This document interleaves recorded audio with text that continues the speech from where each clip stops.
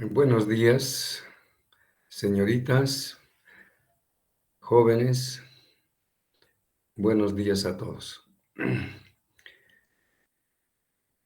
Mm, En la clase de hoy día vamos a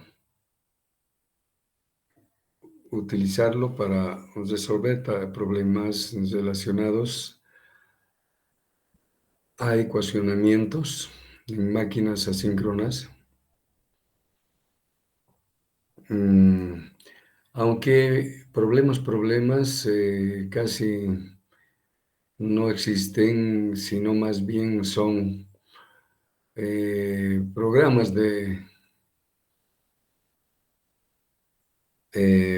simulación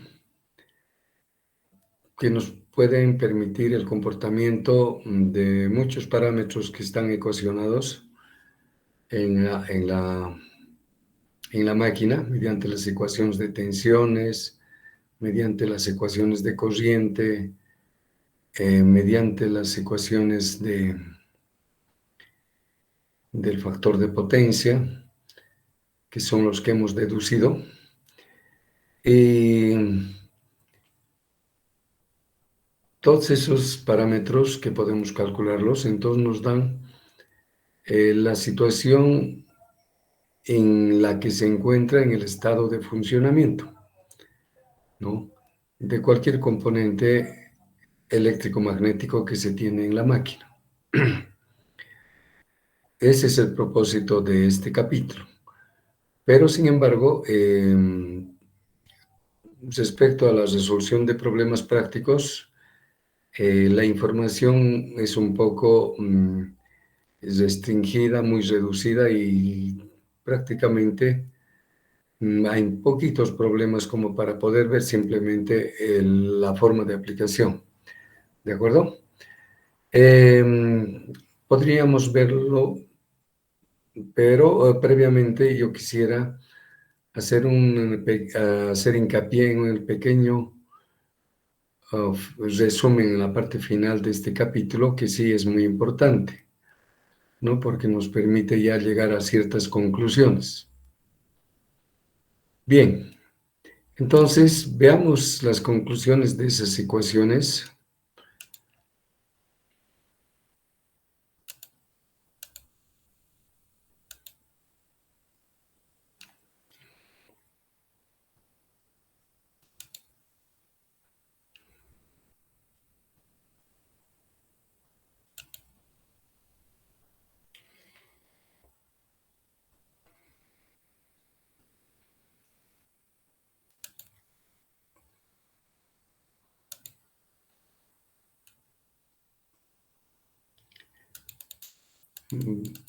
Vamos a agrandar la imagen. Ahí puede ser.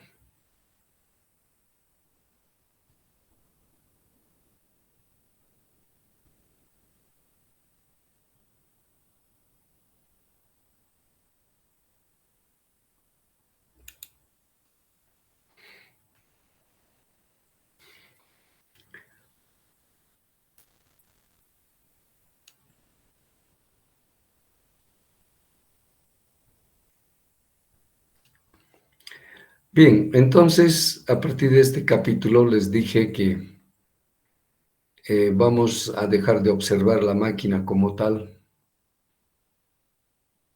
Gráficamente no se puede ver la máquina en este capítulo, sino son representaciones de la máquina, nomás sea, a través de elementos equivalentes que luego los podemos desarrollar matemáticamente y encontrar ecuaciones que nos permiten ver el comportamiento de la máquina en cualquier estado de su funcionamiento, ¿no?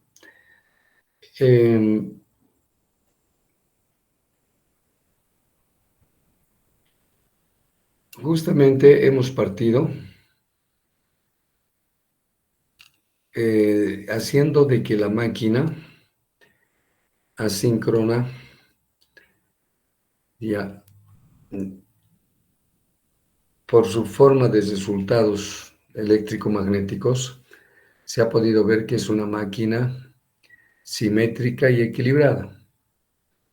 Es por eso que hemos considerado como modelo de análisis una máquina trifásica que tiene 3 arrollamientos de fase en el estator y también tiene 3 arrollamientos de fase en el rotor, lo cual, por tener esa simetría, podríamos trabajar simplemente con una de las fases, ¿no? Tanto del estator como el rotor. El punto de partida para hacer todos esos ecuacionamientos es considerar que el campo magnético giratorio, que es resultado del campo del estator y del campo del rotor, ese campo ya se llama campo rotatorio mutuo, porque ya están interviniendo la participación de ambas y es el que realmente se debe tomar en cuenta, ¿no? Por tomar simplemente del estator o del rotor es simplemente parcial. Pero sin embargo, considerando ese campo magnético eh, mutuo, como dijimos, que es el resultado final de la máquina, en este capítulo estamos planteando nuevamente, más bien sostener que los campos magnéticos del estator, originados por los 3 arrollamientos del estator, ya se los pueda estudiar en forma aislada y particular, separada en realidad, y el campo magnético giratorio del rotor, ya también de los 3 arrollamientos del rotor que generan el campo giratorio, también se los vea de manera separada, porque para este estudio necesitamos una serie de parámetros que han de justificar del lo así. De modo que entonces hemos considerado que desdoblando ese campo magnético total, una producida por el estator y la otra por el rotor, entonces se pueda deducir, por ejemplo, una ecuación de tensiones por cada arrollamiento de fase que exista en el estator o en el rotor, ¿no? Y para eso, pues, es importante que ustedes vean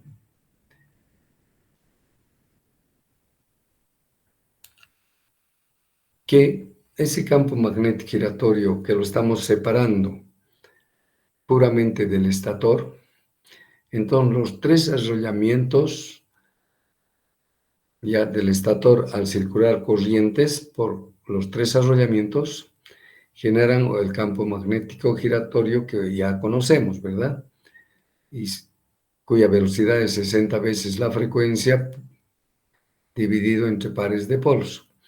Entonces ese flujo magnético que se produce por esas corrientes del rotor, diría del estator, ya uno puede ver a través de la configuración que hay ciertas situaciones en la que, por ejemplo, este es el flujo del polo norte de una máquina del estator, ¿no? De una máquina, flujo del polo norte del estator, y sus líneas, como pueden ver, están entrando del estator hacia el rotor, atravesando el entrehierro.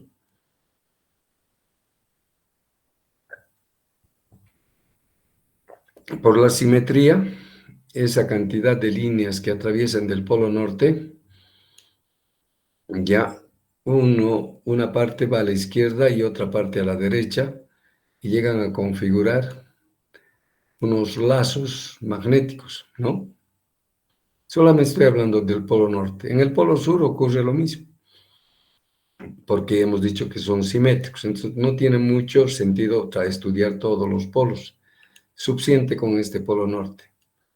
Entonces, esas líneas que atraviesan desde el estator van hasta el rotor, hasta el fondo, y regresan del rotor y se van al estator, haciendo un lazo, ¿no es cierto? Todas esas líneas que han entrado al estator, de modo que sus líneas están manifiestas en el estator y en el rotor, ¿no es cierto? A esas líneas se les puede llamar flujo principal. Perdón, parece que estoy haciendo del rotor. Este es del estator. Sí, es similar, ¿no? Este es del estator. Entonces, este es también de un polo norte, en el estator, y estas corrientes del estator, de todito el arrollamiento del estator, están provocando un campo magnético cuyo flujo de polo, ¿no es cierto?, que atraviesa desde el estator entrando al rotor, ya son líneas, como les dije, que atraviesan estator y rotor. Entonces, como atraviesan estator y rotor, esas líneas van a generar un campo que primero va a autoinducir tensiones en los arrollamientos de fase, ¿no es cierto? Eh, de fase, cualquiera, el primero, el segundo, el tercer fase va a inducir, se va a autoinducir porque la misma corriente del estator que provoca las líneas de campo autoinduce en el mismo arrollamiento, ¿no es cierto?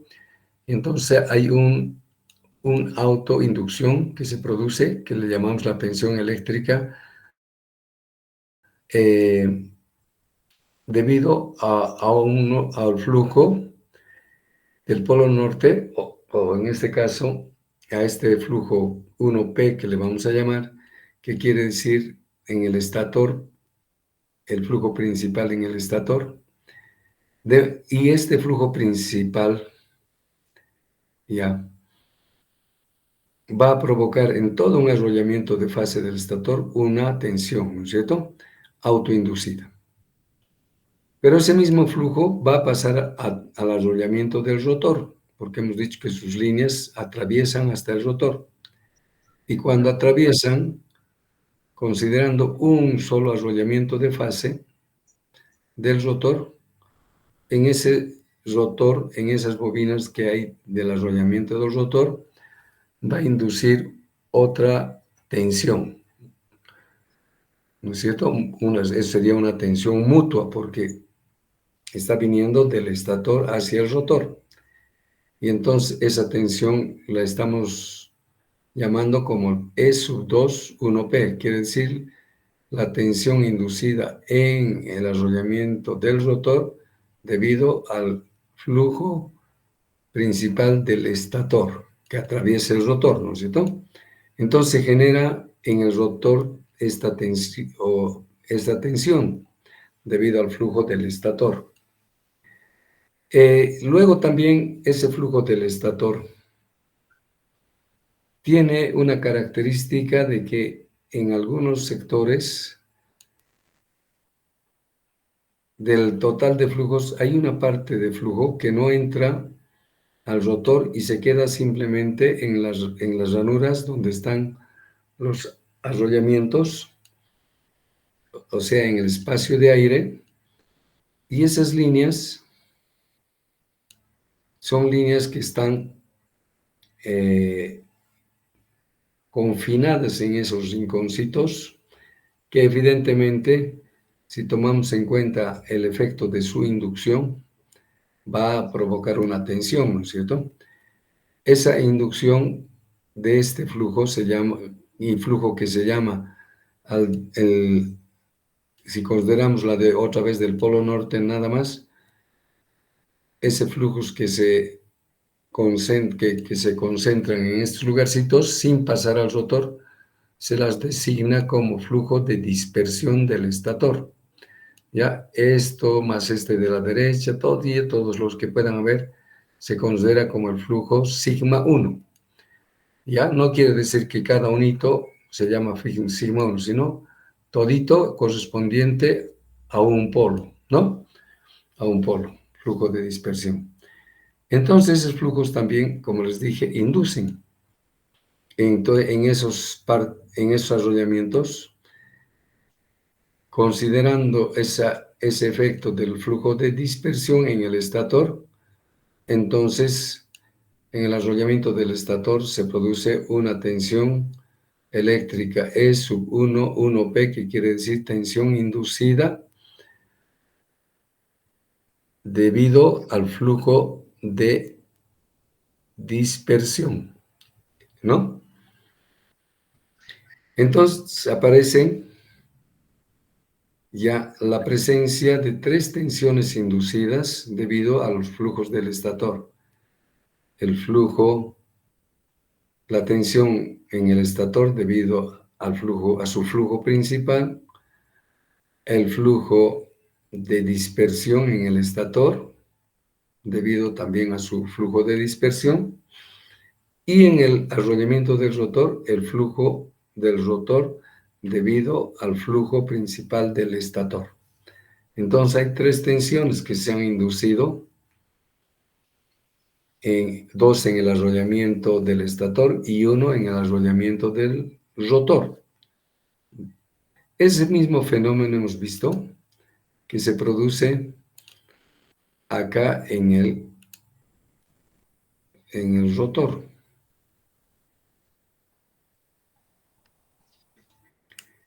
Perdón, no sé cómo.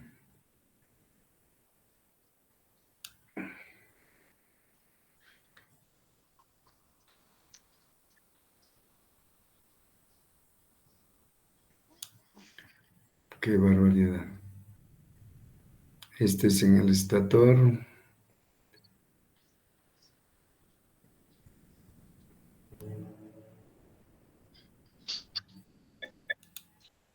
Así es este, del estator. Entonces en el rotor ocurre exactamente los mismos criterios de inducción que hacen que se generen otras 3 tensiones debido al flujo que produce el rotor. ¿De dónde produce flujo magnético el rotor? Pues cuando el campo magnético giratorio del estator empieza a dar vueltas, inmediatamente en los arrollamientos del rotor se inducen tensiones, ¿verdad? Y esas tensiones provocan corrientes en los arrollamientos del rotor, y esas corrientes generan líneas de campo magnético originadas desde el rotor. Esas líneas originadas desde el rotor tienen una configuración similar a la del estator. Obviamente, solamente que esas líneas son limitadas, son poquitas, no son hartos como la del estator, pero sin embargo hay que tomar en cuenta. Entonces, el flujo del polo norte, por ejemplo, originados por el rotor, entonces, como ven, genera en el rotor sus líneas formando un lazo y atraviesan al estator por la izquierda y por la derecha. Ese es de un polo. Entonces, a ese flujo total, sumando aquí el total, le llamamos el flujo del rotor principal, ¿no? O el flujo principal del rotor. Y también tiene flujos de dispersión en el rotor. Entonces, que son estos marcaditos por rojo que están justamente ahí en el rotor. Entonces, esos dos flujos ya inducen tensiones en los arrollamientos por los que atraviesan.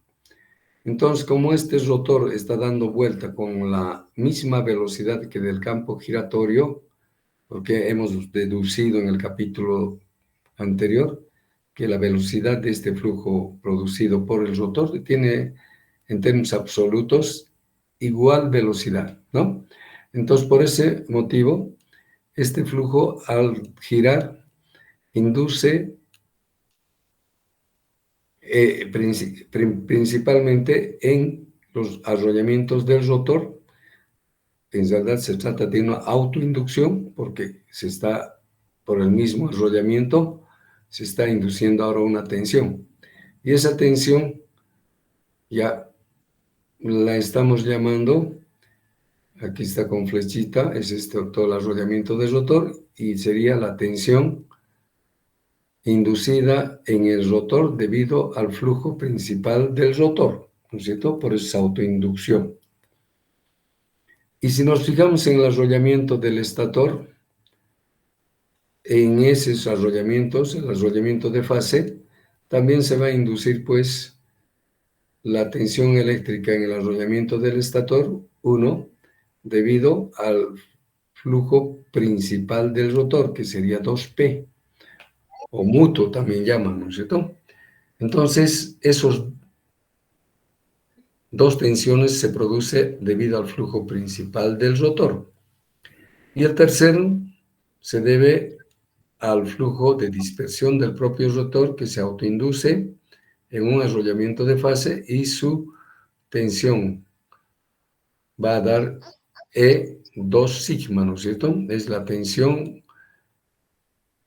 de dispersión en el arrollamiento del rotor. Entonces, son exactamente tres tensiones similares que las que han producido las del estator. Entonces, considerando los tres tensiones, es que hemos visto aquí, por ejemplo, todos los flujos que han entrado del al rotor, al arrollamiento del rotor, flujo respecto al tiempo, ya han generado tensiones. Y entonces, en el arrollamiento del rotor, ¿qué ha entrado? El E2P, que sería la tensión inducida debido al rotor, luego la tensión inducida en el arrollamiento del rotor debido al flujo del estator, y en el rotor hemos recibido también la tensión de dispersión en el arrollamiento del rotor. Son esas tres que serían esta tensión inducida, ¿no? Entonces, de esa manera es que hemos metido esto a la ecuación del rotor y en el rotor nos ha dado estas ecuaciones, ¿no es cierto? Esta es la ecuación del rotor. La del estator también hemos hecho de la misma manera, que no merece que lo podamos revisar. Lo único que quería es que sepan que hemos desglosado. Aquí tenemos ya reducido la ecuación en un arrollamiento del estator. Este es del estator. Y este de abajo es la del rotor. ¿De acuerdo? Entonces, eso es lo que importa que podamos ver en el análisis, ¿no? Cómo se han inducido tensiones en los arrollamientos del estator y también tensiones en el arrollamiento del rotor. Pero fíjense, si vemos la formulita del arrollamiento del estator, ya la velocidad eléctrica que tiene el arrollamiento del estator ya es omega, en toditos, omega. ¿no es cierto? Eso es equivalente a 2πf. ¿Qué frecuencia tiene este? En el estator 50 ciclos, entonces es 2pi por 50, ¿no es cierto? Sería 314 radianes por segundo. Entonces, este está variando con una frecuencia de 50 Hz en el estator, la ecuación del estator. En cambio, la ecuación del rotor, ya, en todas las relaciones, si ustedes se fijan, ya, aquí está, JS omega 2, JS omega, no, el S omega es la velocidad eléctrica de de las tensiones que se están produciendo en el rotor, que desde ya son diferentes, porque están afectados por el deslizamiento. El deslizamiento nos da el grado de desplazamiento que tiene la velocidad del campo respecto a la velocidad con que gana el campo al rotor respecto a la velocidad del campo, un tanto por unidad. Entonces, estas velocidades que se producen en el rotor, en los fenómenos eléctricos, son bastante bajos, relativamente bajos, no son, tienen frecuencias pequeñas, ¿no? Tienen, qué sé yo, 4 o 5 Hertz, con esa lentitud se está induciendo en el rotor. En cambio, en el estator está a 50 ciclos, es rápido, ¿no? Entonces es importante tomar en cuenta esas velocidades que están interviniendo cuando está funcionando tanto estator y rotor.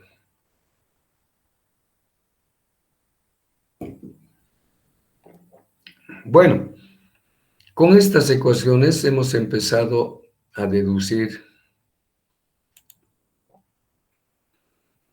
también las ecuaciones de corriente.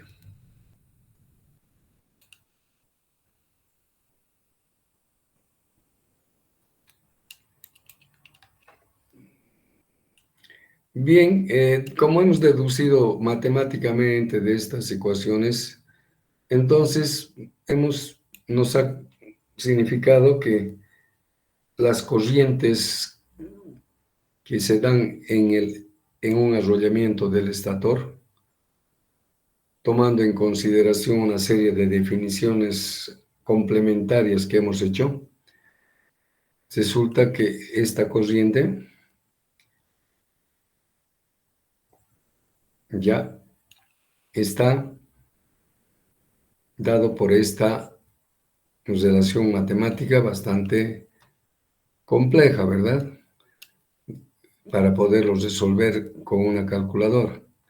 ¿Y para qué? Para encontrar la corriente en el rotor, también es muy similar, ¿no es cierto?, donde sus componentes tienen evidentemente algunos elementos que hacen un poco diferentes respecto a esto, ¿no?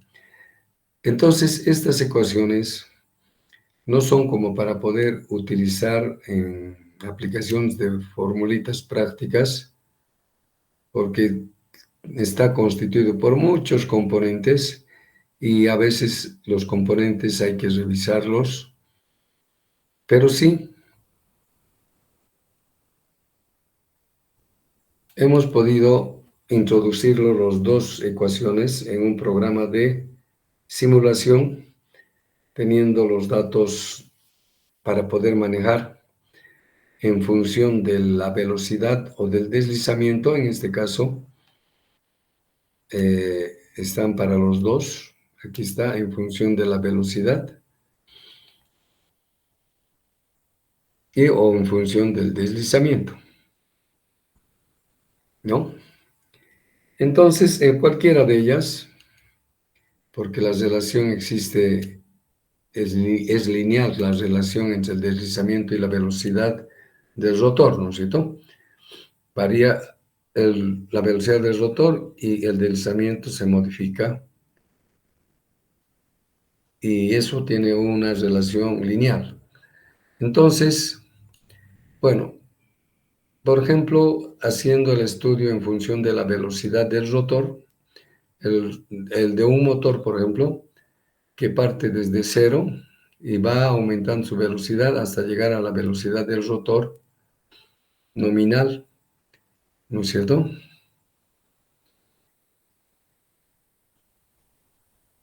En todo ese proceso, el modelo de simulación de la corriente I sub 1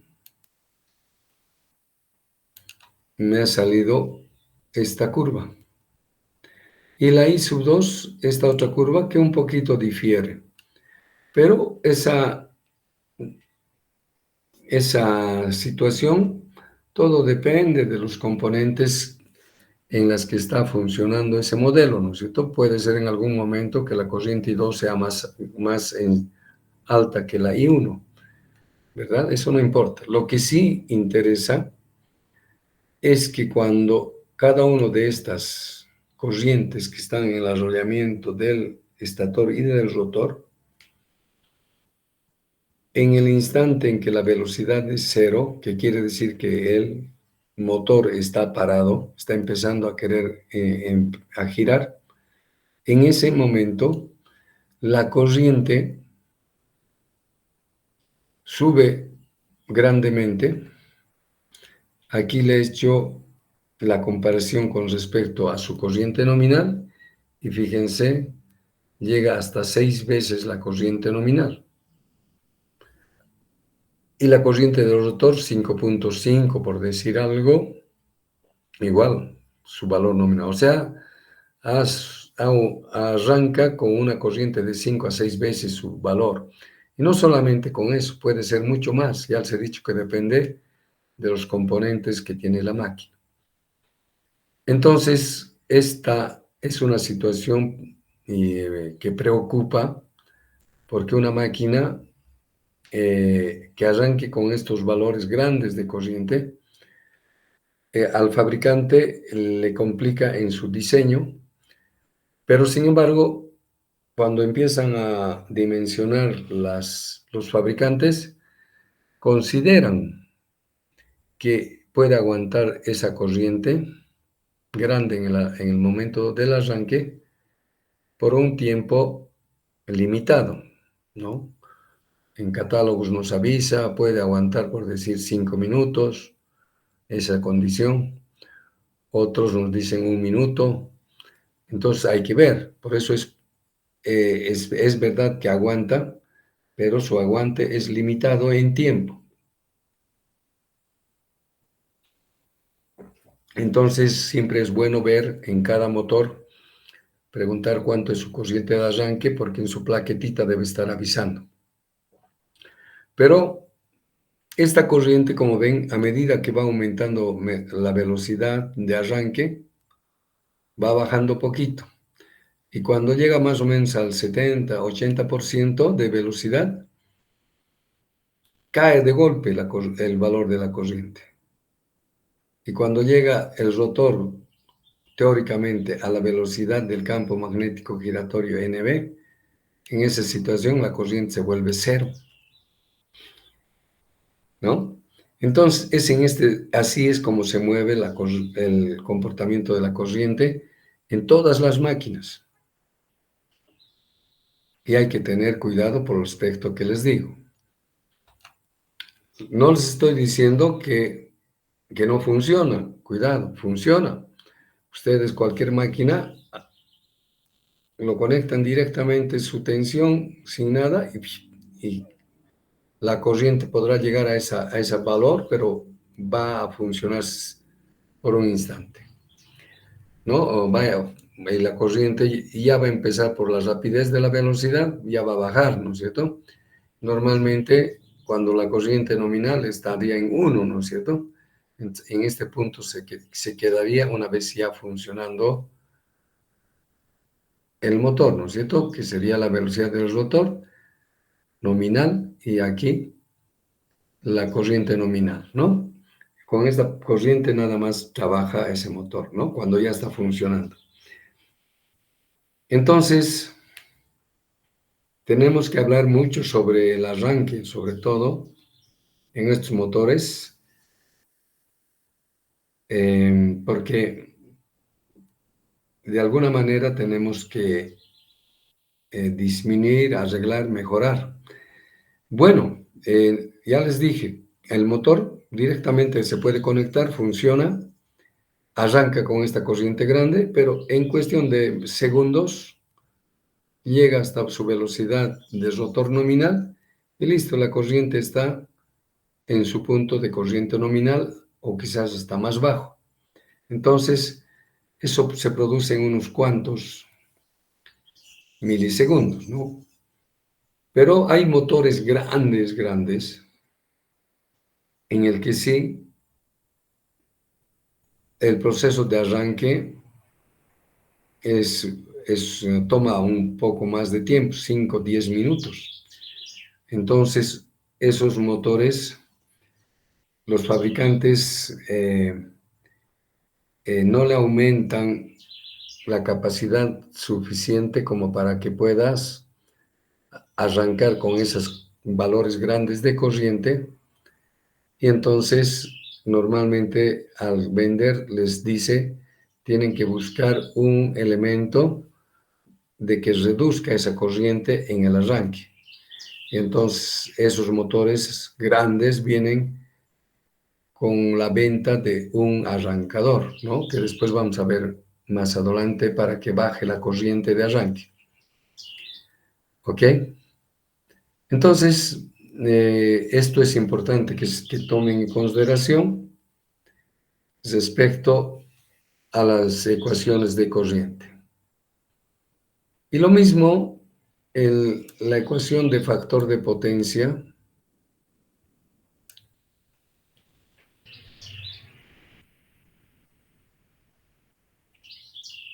Agarramos las ecuaciones de tensión y con ella hemos trabajado bajo una forma de hacer que el circuito de arrollamiento de fase del estator ya se pueda poner en función de una tensión y una impedancia. No, perdón, en función de una corriente y una impedancia de todo el arrollamiento de fase. Y aquí hemos encontrado una ecuación donde vemos que la tensión aplicada al arrollamiento de una fase del estator, ¿no? Tiene por impedancia todo esto que está en el paréntesis y multiplicado por la corriente que circula, que es I sub 1, ¿no? Entonces, todo lo que está en paréntesis es la impedancia. Y la parte imaginaria es esta que está entre paréntesis porque adelante hay un J. Y la parte real es el de la izquierda. Entonces, haciendo el tangente de la parte imaginaria sobre la parte real, puedo saber el ángulo, ¿no es cierto?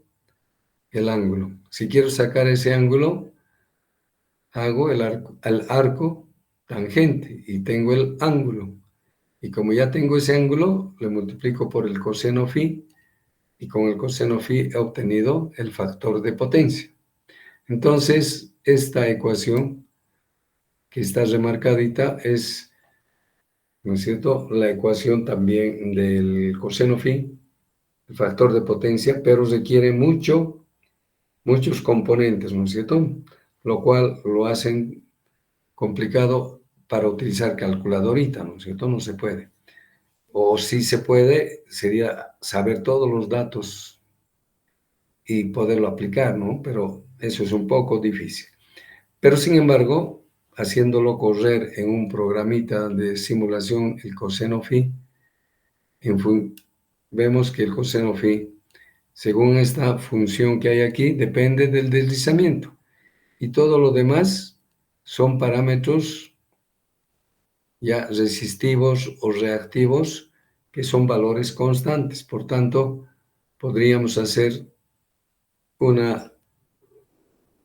un estudio de simulación en función de la variación del deslizamiento. Entonces, eso hemos hecho. Aquí está, en función del deslizamiento de un motor. Y como pueden ver, varía desde el deslizamiento 1, que quiere decir que el rotor está parado, cuando el deslizamiento es 100%, está parado. Y fíjense, en el programita nos ha salido que el coseno phi tiene este valor. ¿Sí? Y a medida que el deslizamiento va disminuyendo, que significa que el rotor está aumentando su velocidad, llega a un punto más o menos acá, donde el coseno phi es un valor grande, el mejor. Después, el coseno phi de ese valor, si sigue aumentando la velocidad, baja bruscamente también y puede llegar a cero cuando llega a la velocidad de campo, ¿no es cierto? La velocidad de campo. Entonces, como pueden ver en el arranque, otra vez el coseno phi, complementariamente a las corrientes, también provoca una baja potencia activa, ¿no es cierto? Porque recuerden que la potencia activa es la potencia aparente por el coseno phi. Entonces, ese coseno phi si es bajo, la potencia activa es bajo.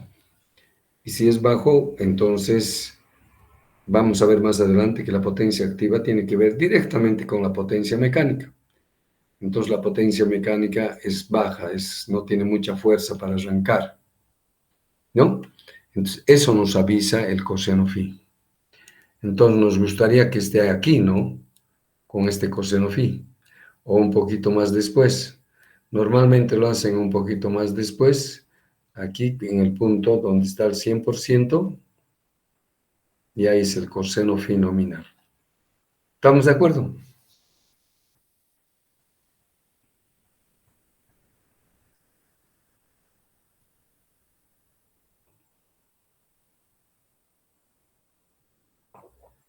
Esos son los aspectos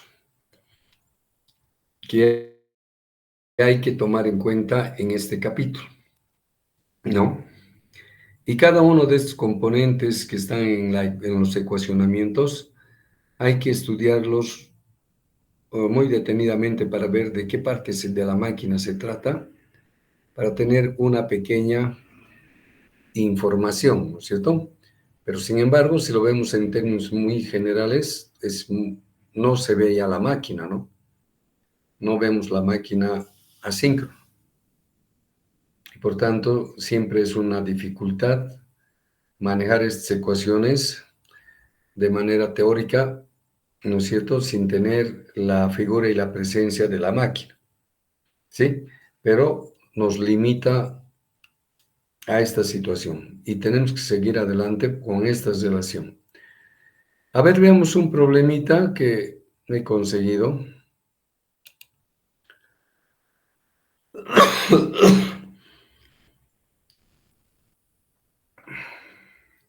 Aquí hay un problemita que tal vez podríamos explicar.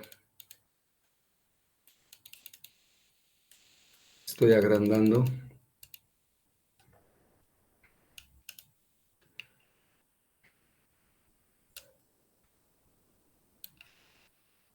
Por ejemplo, este problemita de aplicación de las ecuaciones de máquinas asíncronas, para que tengan idea qué cosas uno puede obtener, ¿no? Puede calcular. Fíjense, esta información que se tiene de esta máquina no se puede obtener en un laboratorio cualquiera. Es decir, por ejemplo, en nuestro laboratorio es imposible que podamos obtener estos datos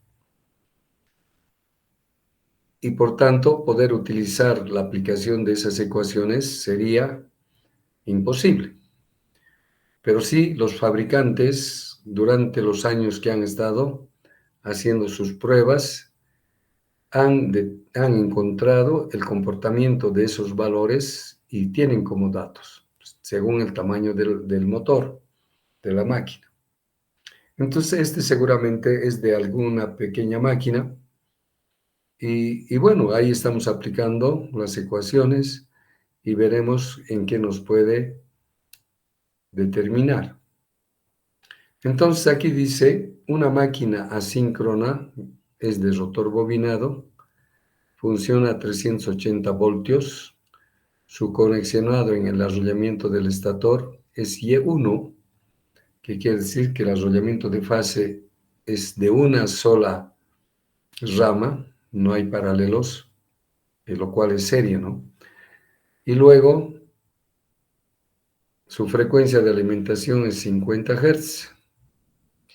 Y esta es la parte donde dicen ellos, tiene por constantes, bueno, la resistencia del arrollamiento de fase del estator, eso podemos obtener.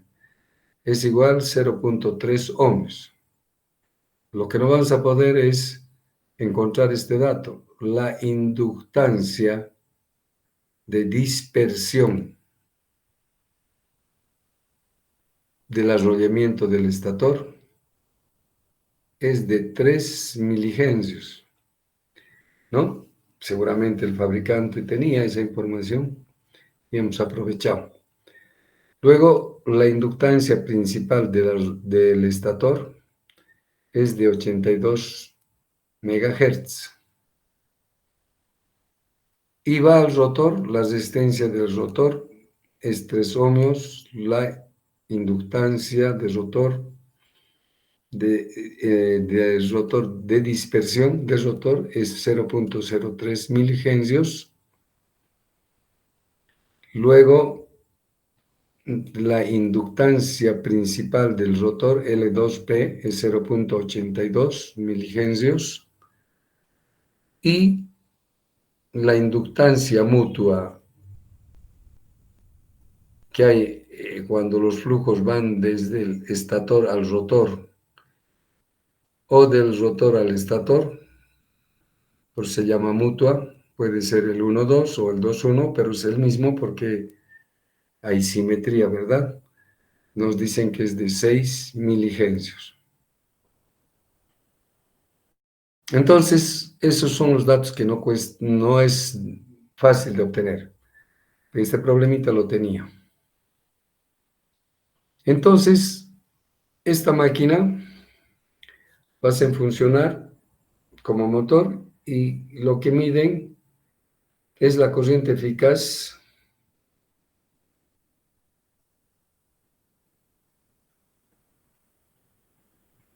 de fase, la corriente de un arrollamiento de fase del estator cuando está funcionando y dice que es 5.4 amperios. Y en el rotor también, como es rotor bobinado, se puede medir la corriente del rotor, que está a otra frecuencia desde luego, y su corriente es de 10.2 amperios en el instante que están haciendo funcionar. Y aprovechan para ponerle ahí un frecuencímetro y miden que la tensión del rotor, tensión de fase, tiene una frecuencia de 4 Hz. Como les digo, es pequeño. Entonces, en ese estado, por ejemplo, dice, calcule la potencia electromagnética que desarrolla el rotor.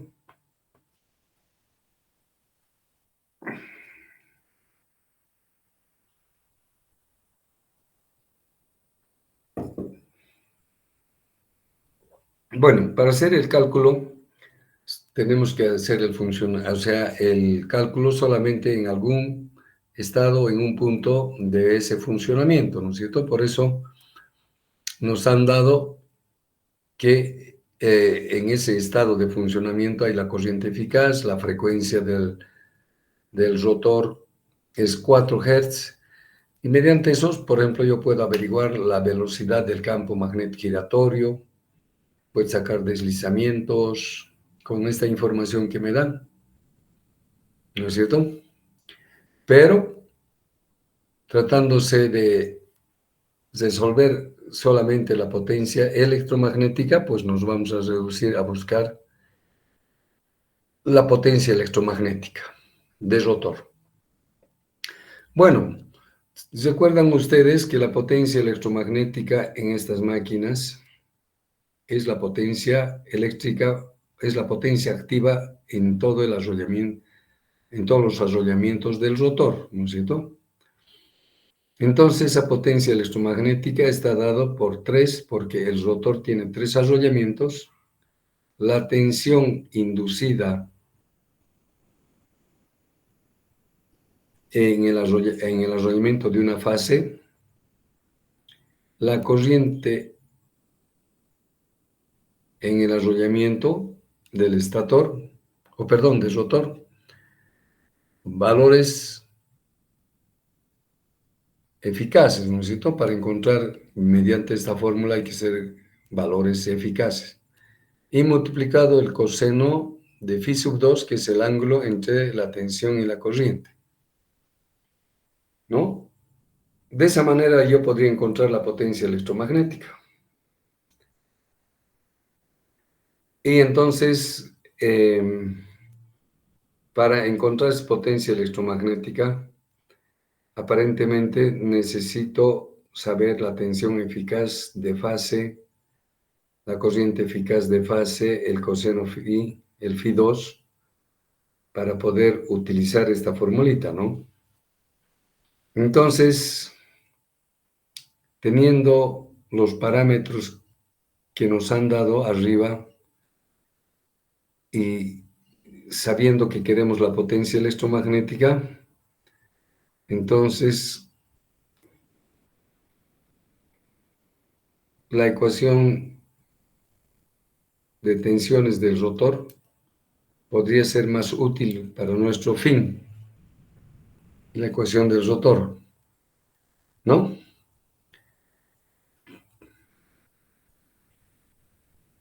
Porque la del estator también se podría utilizar, pero nos faltaría unos datitos que no sabríamos de dónde sacarlo. En cambio, la del rotor parece que podemos hacer todo. Entonces, usamos la ecuación del rotor, la ecuación de tensiones del rotor. Y la ecuación de tensiones del rotor, ya saben bien que está definido por esta relación, R2 más J S omega L2 sigma multiplicado por la corriente del rotor más JS omega, la inductancia principal del rotor por su corriente de rotor, y más JS omega, la inductancia mutua de rotor a estator, multiplicado por la corriente I sub 1, ¿no? Esa es la ecuación de tensiones, un poquito desarrollado, que lo he desdoblado para que veamos con detenimiento las cosas. Bien, mejorando la relación, esto que está en el paréntesis lo mantengo, y sub 2 está bien, pero esta otra, estas dos que quedan, tienen velocidad relativa, S omega, tiene I2 e I sub 1.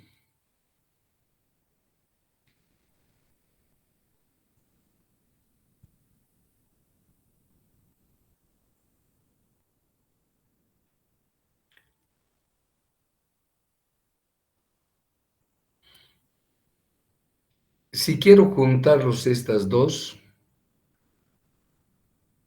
ya, de modo que pueda factorizar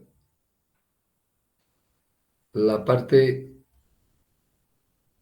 JS omega, que es común, pero el L2P y el L21 son diferentes. Pero para poderlo factorizar, tendría necesariamente que poner acá L2P, ¿no es cierto? Y el resto me va a dar la relación L21 sobre L2P. ¿Recuerdan? Esa relación nos permite encontrar la corriente referida del rotor, ¿no? Que está en base a esas inductancias, ¿no es cierto? Y de esa manera, pues entonces, reemplazar directamente la corriente I sub 1 y la corriente I sub 2. Ambas corrientes acá se están sumando, solo que hay que tomar en cuenta que la corriente I sub 1 tiene su equivalencia y esa equivalencia hace da la corriente de ambas, que es la corriente mutua. Esa corriente mutua, ¿no es cierto?, multiplicado por JS omega L2P, nos está diciendo que toda esa corriente mutua está generando una tensión inducida en el rotor. Entonces, esta es E sub 2. Esta relación que estamos deduciendo es la tensión del rotor. Y como está aquí al lado de hacia la derecha, tiene signo menos, porque si estuviera a la izquierda habría sido positivo, ¿no es cierto?, de la ecuación. Como la ecuación está aquí, este lado es negativo. Entonces, la ecuación de tensiones del rotor estaría reducido por el pequeño análisis que hemos hecho para poder trabajar con esa ecuación que es mucho más práctico, ¿no? Y de esa manera, pues entonces podríamos empezar a trabajar ahora con esta ecuación. Para esta ecuación se necesita saber la velocidad angular eléctrica, saber el deslizamiento en el cual está funcionando. Entonces, para no estar haciendo por separado, directamente hacemos S por omega, que es la velocidad eléctrica del rotor, o sea, de las tensiones inducidas en el rotor, se mueven con esta velocidad, ¿no es cierto? S omega. Entonces, S y omega lo hacemos 2pi F1, porque omega es la velocidad del campo, o perdón, eléctrica del estator, ¿no es cierto? Y multiplicado por S se convierte en el del rotor. Si ordenamos de esta manera, ustedes recordarán que S por F1 da igual a F2. Entonces tendríamos 2pi F2. Y de esa manera saber la velocidad S omega. Reemplazamos 2 por pi, que es 3.14, y la frecuencia 1 es, perdón, la frecuencia 2 es 4. Con ese valor encontramos que la velocidad es relativa de las tensiones.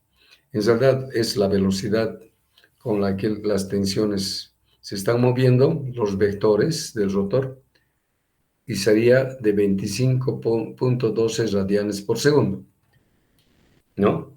Fíjense, el rotor en ese momento de su funcionamiento que nos han dado está con 25.12 radianes por segundo. Recuerden que, por ejemplo, el estator, su velocidad eléctrica es 314 radianes por segundo. Ahora, este es apenas 25. en el rotor. ¿No? Bueno, parece que estamos caminando bien. También podríamos darnos modo para poder considerar vectorialmente la corriente del rotor, ¿no es cierto? Porque hay que hacer operaciones vectoriales. Cuando la corriente del rotor está en un determinado instante, ¿no es cierto? Podemos saber en qué ángulo está teniendo. Pero en algún momento esa corriente va a estar en el ángulo inicial cero. Entonces, arbitrariamente yo lo pongo en el instante cero, lo hago parar en el instante cero, y entonces, para hacer el vector de la corriente, puedo utilizar la corriente eficaz del rotor, que multiplicado por raíz de 2 me da la amplitud del vector, y su ángulo de fase estoy poniendo cero, la de la corriente. Entonces, en la corriente ya estoy definiendo que es vectorialmente, tendría esta relación.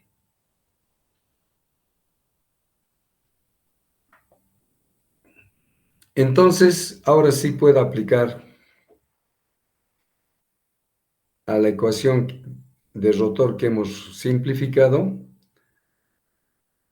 Pongo 0 era, y luego era R2' y R2 era 3. Nos han dado resistencia de 3, el arrollamiento de fase del rotor.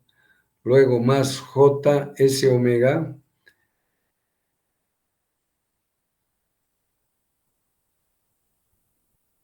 S omega, aquí está 2, 3.14, 25.12, ¿no ve? Entonces 25.12 está aquí, y multiplicado por la inductancia L2P, que es como está en milihensios, los datos que nos han dado, entonces lo pongo a hensios, 0.00003. Así, en esa condición está la inductancia principal del rotor. Y luego en el otro paréntesis pongo el vector de la corriente en forma polar. Raíz de 2, 10.2 es la corriente eficaz en el rotor, ¿recuerdan? Y el ángulo que le hemos puesto es 0, ¿no es cierto? Aquí está. Bueno, como esto tiene que multiplicar a una impedancia, donde tienes reales e imaginarios, entonces aquí tenemos la impedancia en números cartesianos y la corriente en forma polar, ¿no es cierto? Pero no importa, la calculadora, hay calculadores que directamente hacen operaciones y sale el resultado correcto, indistintamente del modo que se esté trabajando. Bueno, pero de todas maneras, yo tengo esa calculadora, todos ustedes tienen en realidad esa calculadora blanquita. Y entonces, acá mi única incógnita sería menos E2, el vector E2. Entonces, haciendo operaciones, la tensión eléctrica inducida en el arrollamiento del rotor vectorialmente me ha salido que es raíz de 2 por 30.6 con ángulo de 0.014.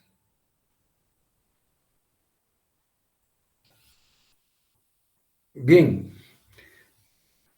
el ángulo es el que más me interesa, ¿no es cierto? Porque se acuerdan que la corriente está con ángulo 0 y este está indicando su desfase, que sería 0.014 grados. Entonces puedo aplicar directamente la potencia electromagnética.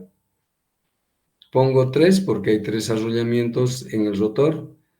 pongo la tensión eficaz es 10.2. A ver, si es así. No, es la corriente esa.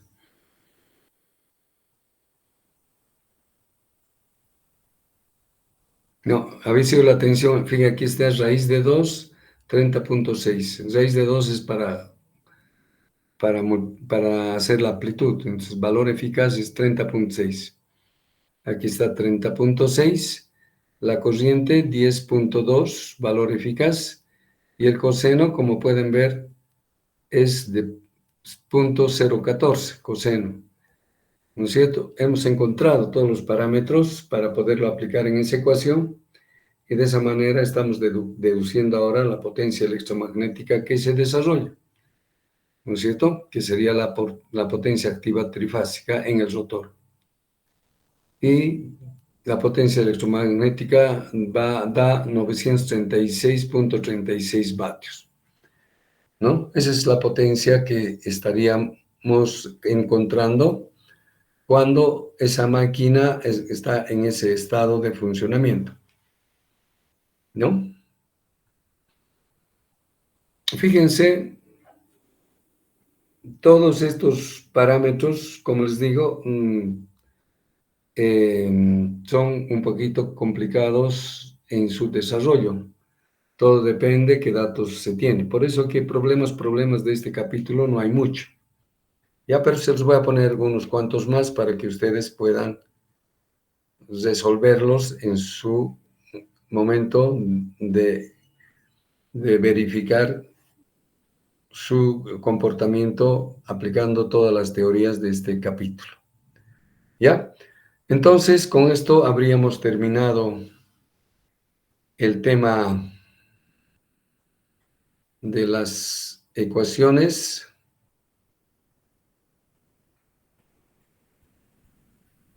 de corriente, de tensiones y de coseno phi de las máquinas asíncronas, ¿no?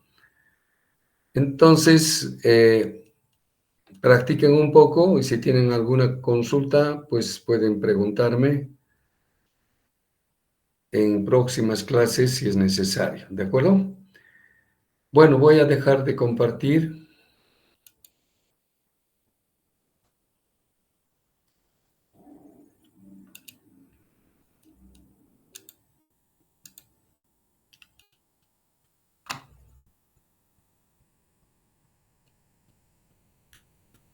Y entonces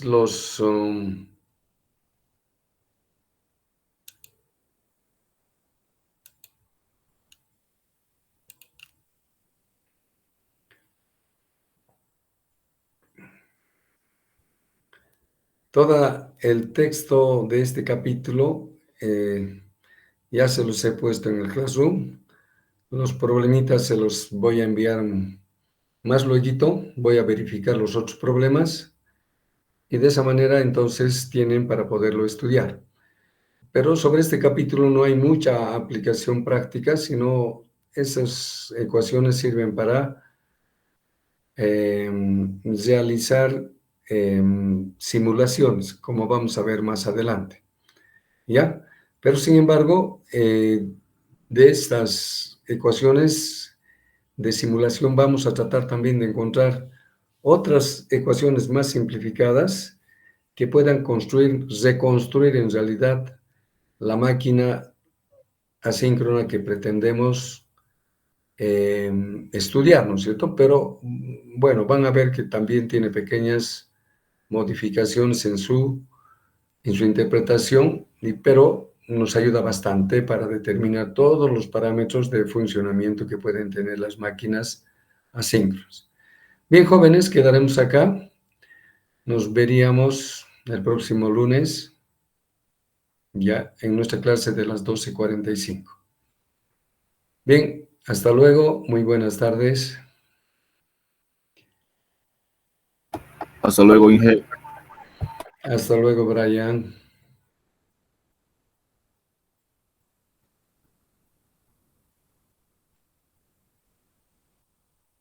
Hasta luego, Inge.